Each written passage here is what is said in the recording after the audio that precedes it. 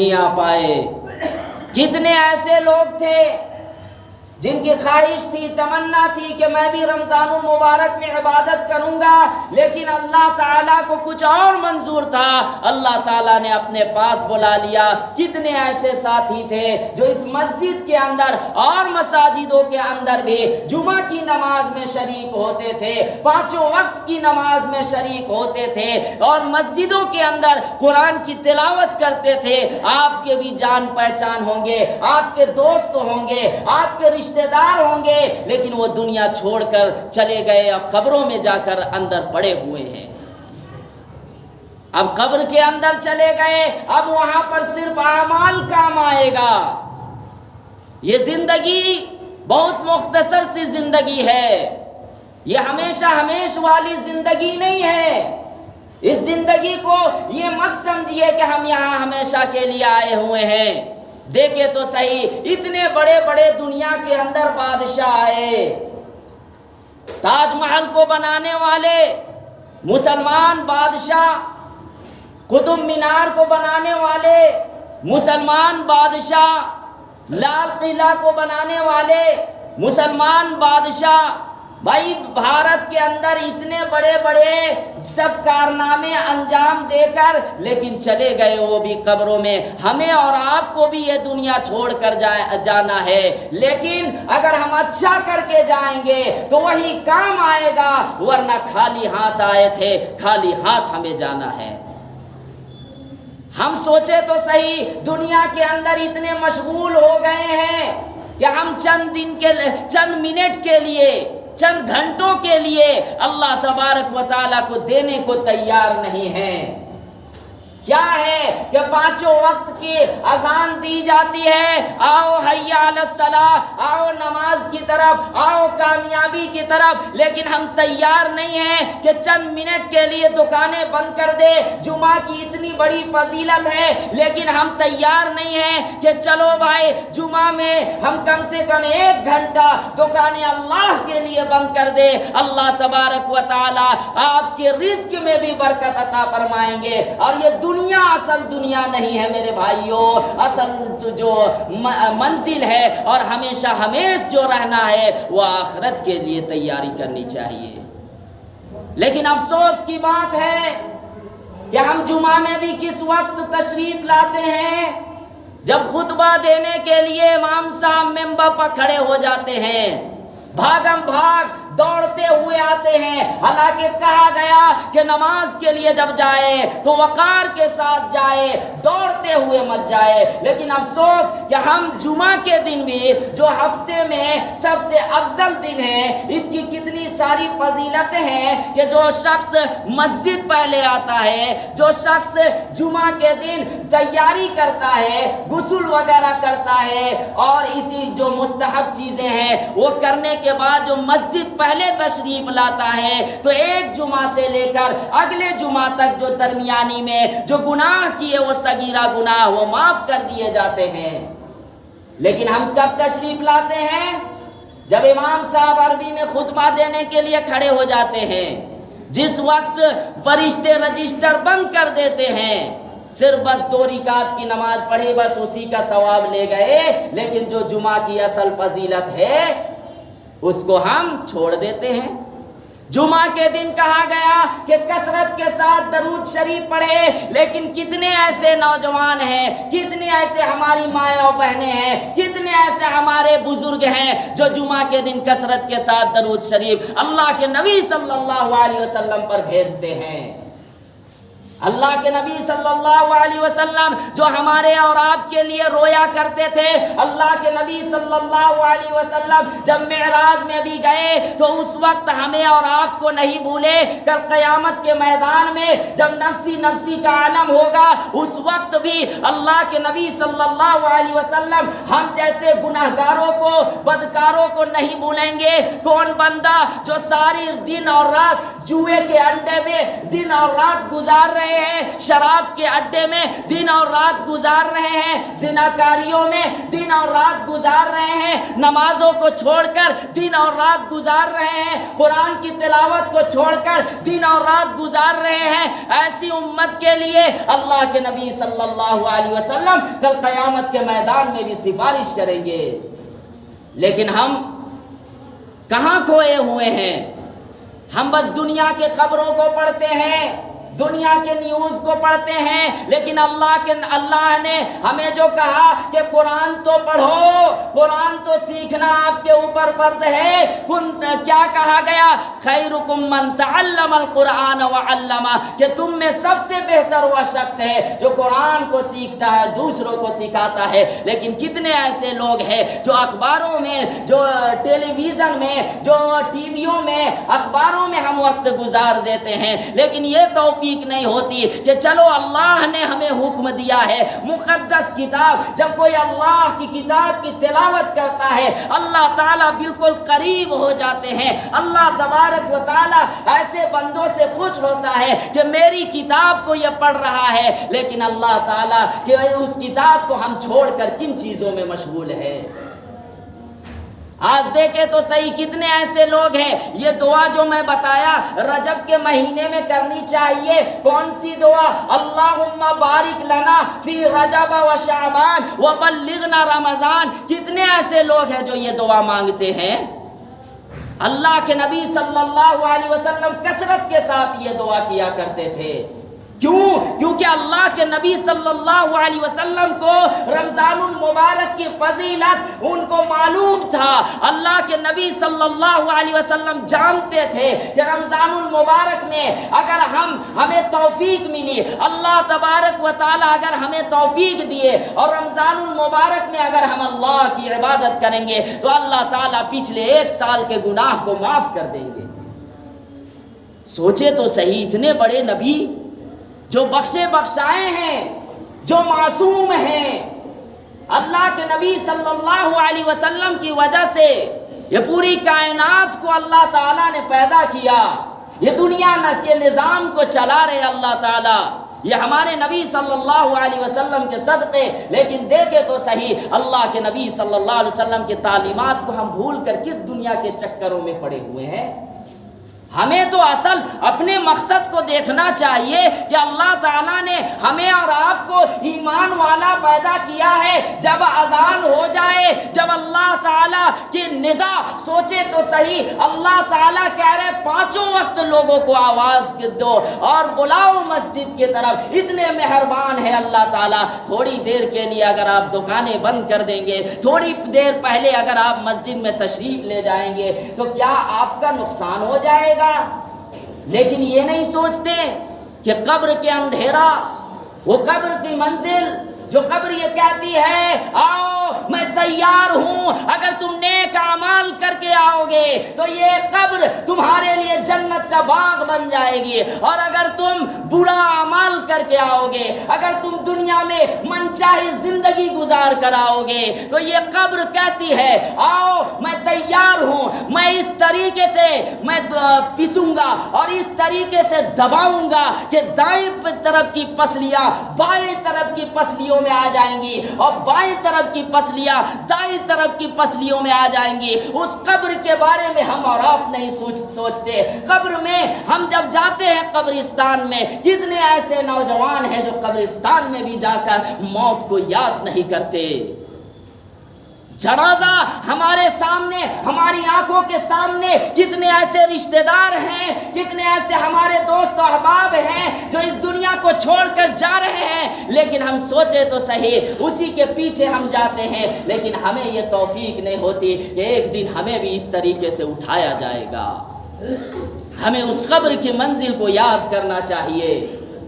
جب قبر کو دیکھتے تھے بڑے بڑے صحابہ کرام دہاڑے مار کر رویا کرتے تھے. جب قبر کے اندر چلے جاتے تھے, حضرت عثمان غنی رضی اللہ تعالیٰ عنہ جب قبرستان میں پہنچتے تھے تو رویا کرتے تھے, تو کئی حضرت عمر رضی اللہ تعالیٰ عنہ قبر کو یاد کر کر رویا کرتے تھے. کیوں؟ کیونکہ قبر آخرت کی منزلوں میں سب سے پہلی منزل ہے. اگر ہم کچھ اچھا کام کر کے جائیں گے اگر ہم کچھ نیک اعمال کر کے جائیں گے، اگر ہم اللہ تبارک و تعالیٰ کی عبادت کر کے جائیں گے، اگر ہم پانچوں وقت کی نماز پابندی کے ساتھ پڑھ کر جائیں گے، میرے بھائیوں اصل وہی زندگی ہے، وہ ہمیشہ ہمیش والی زندگی، وہ تبدیل ہو کر راحت والی زندگی آپ کو اللہ تعالیٰ عطا فرمائیں گے۔ اس لیے کچھ وقت اللہ کو دیا کرے، یہ نماز جو فرض ہے اس کو نہ چھوڑا کرے۔ چند منٹ کے لیے اگر آپ دکانوں کو بند کر دیں گے، کاروبار کو چھوڑ کر اگر آپ اللہ کو یاد کریں گے، اللہ تعالیٰ فرشتوں کے سامنے فخر کرتا ہے، میرا بندہ دیکھے تو صحیح تمام کاموں میں مشغول تھا، یہ جانتا تھا یہ میرا بندہ دیکھے تو صحیح، بیوی بھی ہے ایک طرف، بال بچے بھی ہیں، ماں باپ بھی ہیں، ان کے حقوق بھی ادا کرنے ہیں، گھر بار بھی ہے ادھر بھی دیکھنا ہے، دکانیں بھی ہے ادھر بھی دیکھنا ہے، ان کو اور کام بھی ہے، لیکن یہ کام کو چھوڑ کر تھوڑی دیر کے لیے بھی اگر ہم اللہ کو یاد کرتے ہیں، اللہ فرشتوں کے سامنے فخر کرتا ہے کہ دیکھو تو صحیح تمام کاموں کو چھوڑ کر اور اللہ کے لیے آیا ہوا ہے۔ اللہ تعالیٰ ایسے بندوں سے خوش ہوتا ہے، اور فرشتوں جیسے مخلوق کے سامنے اللہ خوش ہوتا ہے، اس سے بڑھ کے اور کیا چاہیے؟ اس سے بڑھ کے اور کیا چاہیے کہ اللہ ہم جیسے گناہگار بندوں کو جب ہم تھوڑی دیر کے لیے بھی اللہ کے لیے جو ہے مشغول، اللہ کے لیے آتے ہیں اور اللہ کی عبادت میں مشغول ہو جاتے ہیں، تو اللہ تعالیٰ ایسے بندوں سے خوش ہوتا ہے۔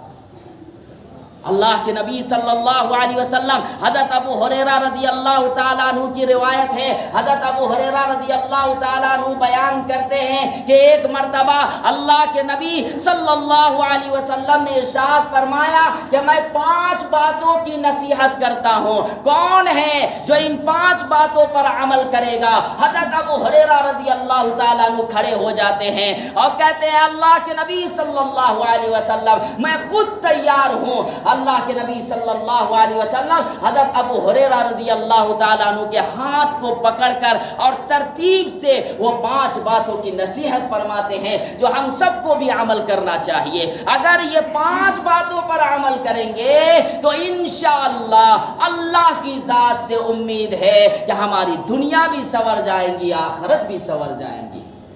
وہ 5 باتیں کیا ہیں؟ اللہ کے نبی صلی اللہ علیہ وسلم نے ارشاد فرمایا کہ پہلی نصیحت یہ فرمائی کہ جو بندہ حرام چیزوں سے بچ جاتا ہے، جو حرام اور ناجائز چیزوں سے بچتا ہے اور حلال چیزوں کو کرتا ہے، تو وہ سب سے بڑا متقی کہلائے گا، وہ سب سے بڑا تقوی عبادت گزار بندہ کہلائے گا۔ حرام کیا ہے؟ جیسے کہ نماز نہ پڑھنا کیسا ہے؟ حرام ہے۔ اگر کوئی نماز پڑھتا ہے تو یہ عبادت ہے۔ روزہ نہ رکھنا حرام ہے، اگر کوئی روزہ رکھتا ہے تو یہ عبادت ہے۔ اگر کوئی بندہ پر زکوٰۃ فرض ہے، زکوٰۃ نہیں دیتا ہے تو یہ حرام ہے، لیکن اگر زکوٰۃ ادا کرتا ہے تو یہ عبادت ہے۔ اگر کوئی بندہ دیکھے تو صحیح پہلی مرتبہ غیر محرم پر نظر پڑتی ہے تو وہ جو ہے دیکھتا ہے پہلی مرتبہ، لیکن دوسری مرتبہ اللہ کے خوف سے وہ اپنی نگاہ کو نیچی کر دیتا ہے، کیونکہ عورت کے طرف دیکھنا حرام ہے، لیکن وہ اپنی نظر کو دوسری مرتبہ نیچی کر لیا تو وہ عبادت ہے۔ اسی طریقے سے اگر کوئی بندہ وہ ہر عبادت کو کرتا ہے جو اللہ نے حکم دیا ہے تو یہ بندہ جو ہے وہ سب سے بڑا تقوی اور عبادت گزار کہلائے گا۔ چوری کرنا حرام ہے، اگر اللہ کے ڈر سے چوری کرنا بند کر دیتا ہے تو یہ عبادت ہے۔ چوری کرنا کیا ہے؟ حرام ہے، ناجائز ہے یا نہیں؟ لیکن اللہ کے ڈر سے اس نے چوری کرنا چھوڑ دیا تو پھر یہ عبادت میں شمار ہوگا۔ شراب پینا حرام ہے، لیکن اللہ کے ڈر سے اگر شراب کو چھوڑ دیا تو یہ عبادت ہے۔ اب پچھلے جو گناہ کیا اللہ تعالیٰ تمام گناہوں کو معاف کر دے گا۔ اگر زنا ہو گیا مایوس نہ ہو، اللہ کے لیے آپ توبہ کر لیے، آپ کے سارے گناہ پچھلے معاف ہو جائیں گے، پھر آپ کی عبادت میں شمار ہونے لگے گا تو اللہ کے ڈر سے، اللہ کے خوف سے پچھلے گناہ کو جو چھوڑ دیتا ہے اور عبادت میں لگ جاتا ہے تو پچھلے گناہ معاف، اور پھر اگلی جو آپ عبادات کر رہے ہیں وہ سب کے سب عبادتوں میں شمار ہو کیا جائے گا۔ تو اللہ کے نبی صلی اللہ علیہ وسلم نے پہلی نصیحت کیا ارشاد فرمائی کہ جو بندہ حرام چیزوں سے بچتا ہے اور حلال چیزوں کو کرتا ہے تو وہ سب سے بڑا عبادت گزار، تقوی والا شمار ہوگا۔ اس کے بعد اللہ کے نبی صلی اللہ علیہ وسلم نے دوسری نصیحت یہ ارشاد فرمائی، دوسری نصیحت یہ کی، کیا نصیحت کی کہ جو شخص اپنے لیے جو پسند کرتا ہے وہ دوسروں کے لیے اگر پسند کرنے لگے تو وہ کامل مسلمان کہلائے گا۔ جو اپنے لیے پسند کرتا ہے وہ دوسروں کے لیے اگر پسند کرنا شروع کر دے تو کامل مسلمان کہلائے گا۔ لیکن یہاں پر ہم چوک جاتے ہیں، یہاں پر ہم پیچھے ہٹ جاتے ہیں۔ ہمیں تو یہ پسند ہے کہ میں اچھا رہوں، اچھا کھانا کھاؤں، اچھا مکان بن جاوے، ہمارے پاس اچھی گاڑیاں ہوں، ہمارے پاس ہر طرح کی سہولیات ہو، لیکن ہم دوسرے کو یہ نہیں چاہتے کہ یہ بندہ مجھ سے آگے بڑھے۔ یہاں پر ہم پیچھے ہٹ جاتے ہیں۔ اللہ کے نبی صلی اللہ علیہ وسلم نے کیا ارشاد فرمایا کہ کامل مسلمان کون ہے؟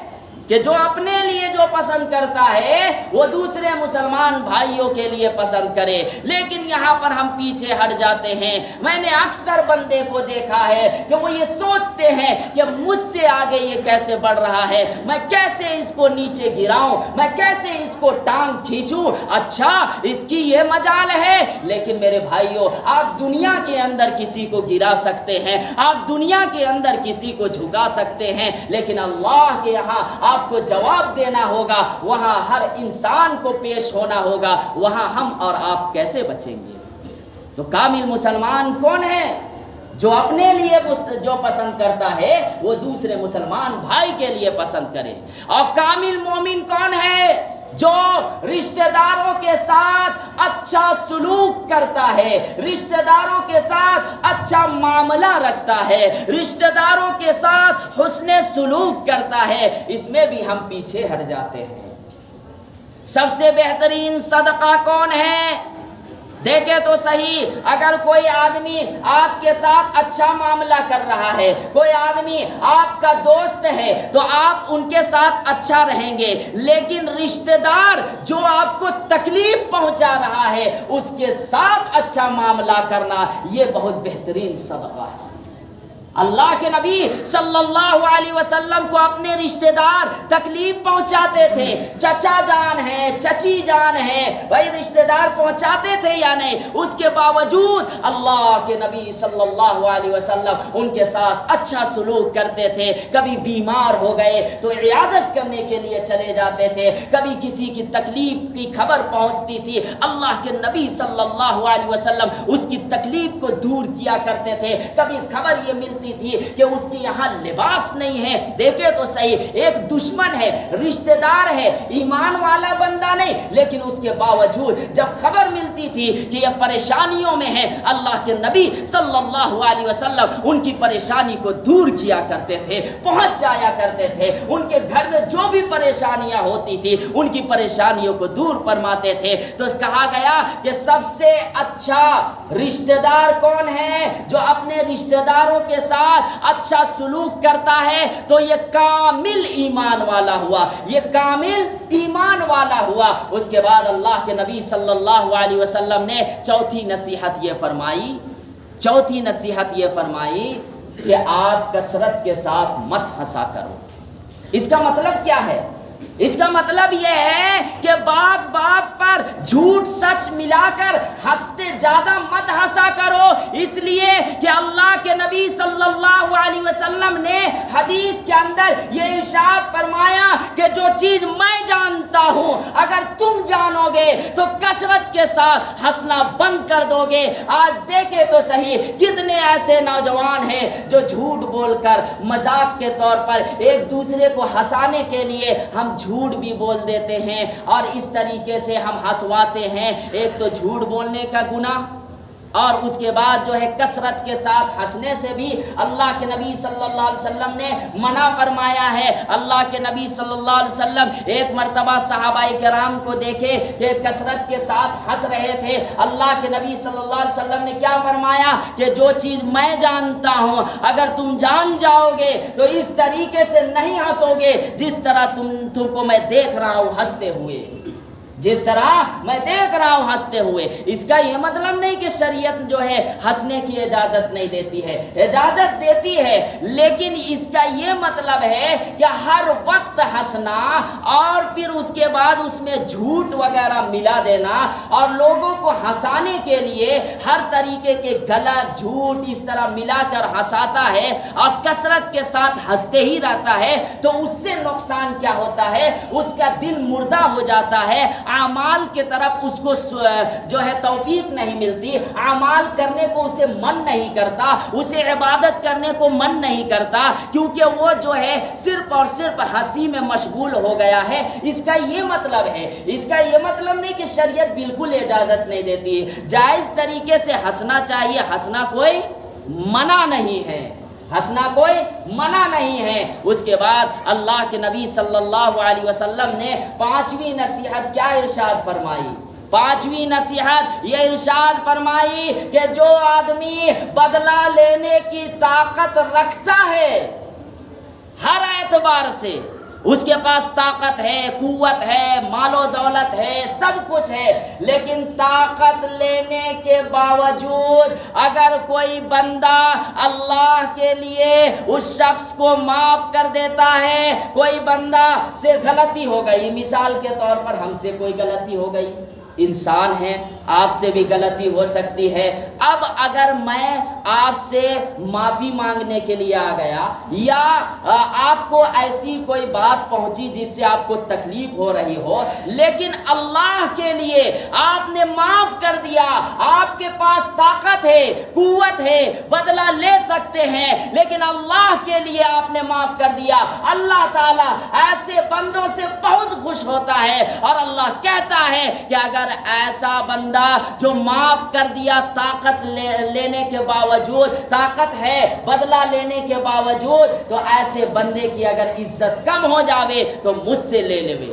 سوچے تو صحیح، اللہ کہہ رہا ہے اللہ کے پاس خزانے کی کمی ہے، تو ہمیں تو آخرت کے بارے میں سوچنا ہے۔ یہ 5 نصیحتیں بہت عمدہ نصیحتیں ہیں۔ اللہ کے نبی صلی اللہ علیہ وسلم نے کیا ارشاد فرمایا کہ جو طاقت رکھتا ہے، قوت رکھتا ہے، اور اس میں بھی ہم پیچھے ہٹ جاتے ہیں، اس میں پیچھے ہٹتے ہیں یا نہیں؟ اس میں پیچھے ہٹتے ہیں، ہم ذرا سی بات میں یہ سوچتے ہیں کہ نہیں، جب تک یہ بندہ میرے سامنے نہ آ جائے، میرا پیر نہ پکڑ لیوے، تب تک میں معاف نہیں کروں گا، میں معاف کر ہی نہیں سکتا چاہے جو ہو جائے۔ لیکن یہ بندہ، ایسا بندہ صحیح نہیں ہے، ایسا بندہ تکبر کی علامت ہے۔